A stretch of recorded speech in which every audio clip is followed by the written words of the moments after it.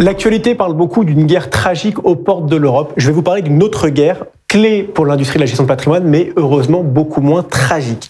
Jean-François, est-ce que vous connaissez McGuinness ? On pourrait penser à une marque de bière bien connue. Eh ben non, moi je souhaite vous parler de Mairead McGuinness, qui est la commissaire européenne des services financiers. Cette commissaire européenne a un dada, qui est tout simplement d'interdire les rétrocessions des distributeurs de produits d'épargne. Les CGP ont commencé, comme vous le savez bien, depuis quelques années, à facturer des honoraires, mais de là à totalement renoncer aux rétrocessions, je vous laisse imaginer le cataclysme qui pourrait se prévoir sur le marché. Berlin s'y oppose, Berlin est donc un soutien, et c'est une véritable guerre de tranchées qui a tendance à se mettre en place en Europe. La Fédération bancaire européenne s'inquiète aussi d'une perte majeure de revenus, dans la mesure où les banques et les assureurs qui distribuent ces fonds perdraient une grande partie de leur chiffre d'affaires. Mais essayons de comprendre pourquoi est-ce que Mairead McGuinness souhaite cette réforme. Elle veut réduire drastiquement les coûts auxquels sont confrontés les investisseurs particuliers en se basant sur deux pays qui l'ont déjà fait, le Royaume-Uni qui depuis a quitté l'Europe et les Pays-Bas. Elle explique notamment que dans ces deux pays, l'annulation ou la baisse très très forte, l'interdiction des rétrocessions a permis une baisse forte du coût des produits financiers et donc du coup une augmentation du rapport qualité-prix pour les épargnants dans ces pays-là dans le cadre de l'achat de produits financiers. Je ne veux pas jouer, Georges, les oiseaux de mauvaise augure, mais franchement sur le sujet on est quand même sur un coup de billard à 3 bandes. Vous me direz, c'est traditionnel dans les débats européens. Sauf qu'à mon sens, il ne faut vraiment pas partir en se disant que rien ne va changer.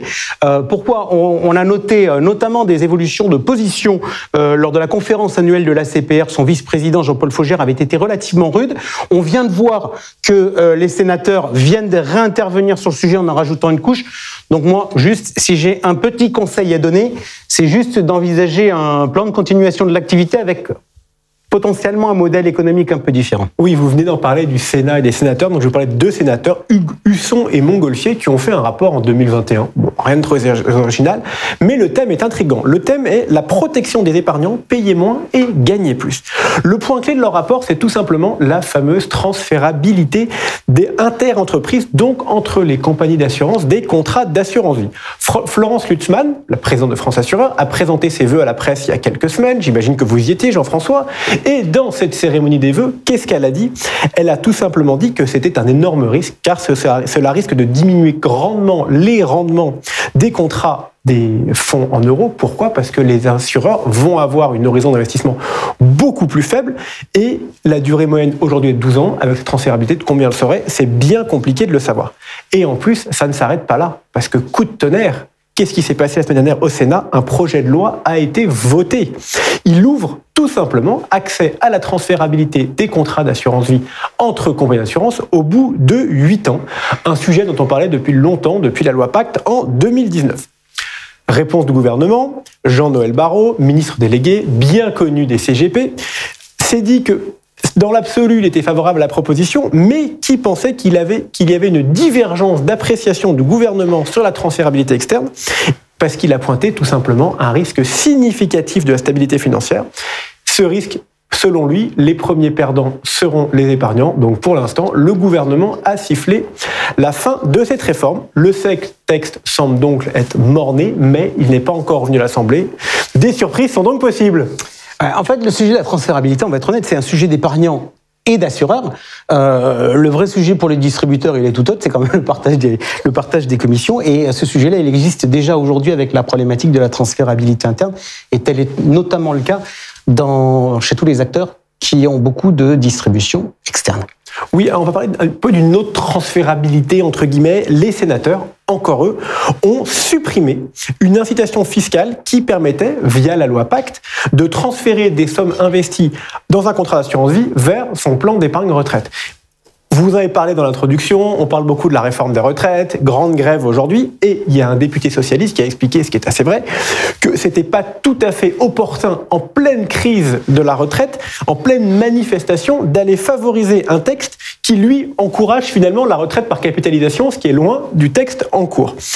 Petite information en plus, les sénateurs, dans le cadre de cette même PAC, entre guillemets, ont adopté 2 amendements qui encadrent les frais bancaires et les frais de succession pour limiter certains abus. Et je vous en rajoute une petite couche, parce qu'il y a aussi un vote contre l'avis du gouvernement d'un amendement sur les publications annuelles des rendements de la part des assureurs.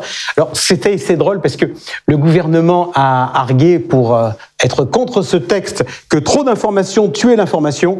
Et moi, j'aurais tendance à lui dire que les gouvernements seraient, les professionnels seraient en droit de retorquer au gouvernement. Mais pourquoi donc, si trop d'informations tuent l'information, vous nous avez filé de telles contraintes avec les paperasses sur l'épargne retraite, avec ces tableaux gigantesques à fournir aux clients? Oui, paperasses, on en parlait aussi le mois dernier avec le DIC et tous ces éléments-là. Vous devez me trouver bien pessimiste, et ben je vais essayer de vous apporter un peu de sérénité, lumière douce, musique tamisée. Vous allez me dire de quoi je vous parle? Eh ben, je vous parle de l'ambiance des CGP aujourd'hui. Non, Jean-François, je vous promets, je n'ai rien fumé. J'ai seulement lu le baromètre des CGP fait par Norcia pour le 4e trimestre 2022. Malgré la volatilité sur le marché, leur observatoire note une réelle sérénité de la part des conseillers en gestion de patrimoine en regardant les mouvements de collecte et d'arbitrage de plus de 1200 cabinets, donc une part non négligeable du marché. Le phénomène est particulièrement perceptible sur les contrats en assurance vie. Pour ces derniers, les unités de compte ont capté 63% des volumes de collecte, le reste 37% étant donc sur les fonds en euros. Parmi les UC les plus plébiscités, on retrouve les supports immobiliers avec 32,5% des versements. Pour les autres actifs, il y a un large désintérêt de l'obligataire en n'attirant que 5,5% des versements. La collecte sur les fonds actions a aussi touché un point bas sur l'année avec seulement 6% des versements effectués. Et quand on regarde dans le détail, les fonds actions internationales et les fonds actions sectoriels sont ceux qui ont le plus investi. Ce 4e trimestre, il s'est aussi révélé particulièrement actif et s'établit sans contexte comme la période avec le plus de volume sur la partie compte-titres. La corrélation entre le niveau des marchés financiers sur l'année et les volumes observés est très grande.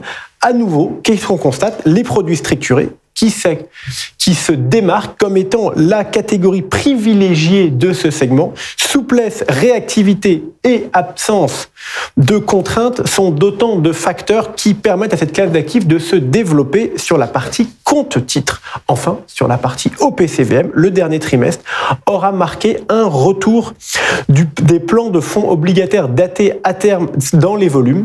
Sur les poches actions, des allocations en compte-titres, le volume est désormais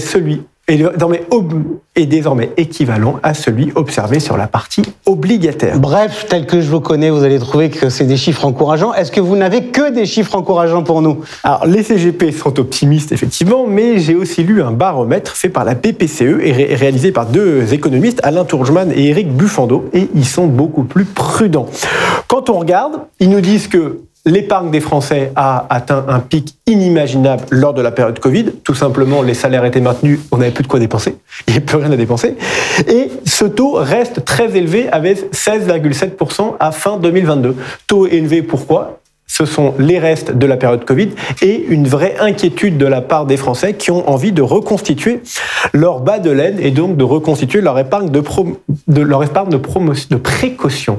Vous allez me dire, Jean-François, mais c'est génial, plein d'opportunités de placement, plein d'argent à placer pour les CGP.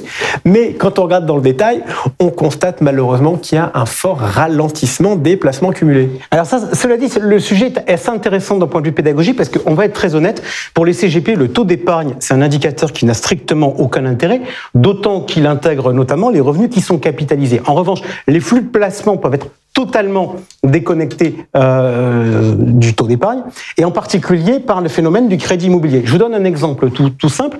Vous avez un couple de jeunes qui va acheter un bien immobilier, qui va l'acheter 100, qui va se faire financer 110 par la banque, et il va l'acheter un couple de seniors. Donc le couple de seniors, il va toucher ses 100, il va éventuellement remettre un bout sur l'immobilier, mais en pratique, il aura quasiment toujours un solde qui va rester dans l'univers financier. Ainsi donc, on a transformé un flux de crédit immobilier en flux d'épargne financière. Et naturellement, quand vous avez la production de crédit immobilier qui baisse, comme c'est le cas actuellement, vous avez un effet sur l'épargne financière. Et à cet effet, rajouter un autre phénomène, là encore lié à l'immobilier, c'est le fait que les banques réclament aujourd'hui de l'apport personnel. Et l'apport personnel, on va le trouver où? Dans de l'épargne financière. Et donc, on va donc effectivement se retrouver éventuellement, en dépit d'un taux d'épargne qui reste très élevé, avec des flux de placement financiers légèrement en baisse. Bref, ça risque d'être un peu moins bien demain qu'hier. Merci beaucoup. Vous avez quand même cassé mon enthousiasme, Jean-François. Je suis désolé, mais je suis toujours comme ça. Merci en tout cas, Georges, de toutes ces informations décryptées. Et je le précise pour les fidèles, on vous retrouve en exclusivité sur LinkedIn et sur Et plus encore pour votre mercato du marché. Tout de suite, c'est la femme dans l'actu.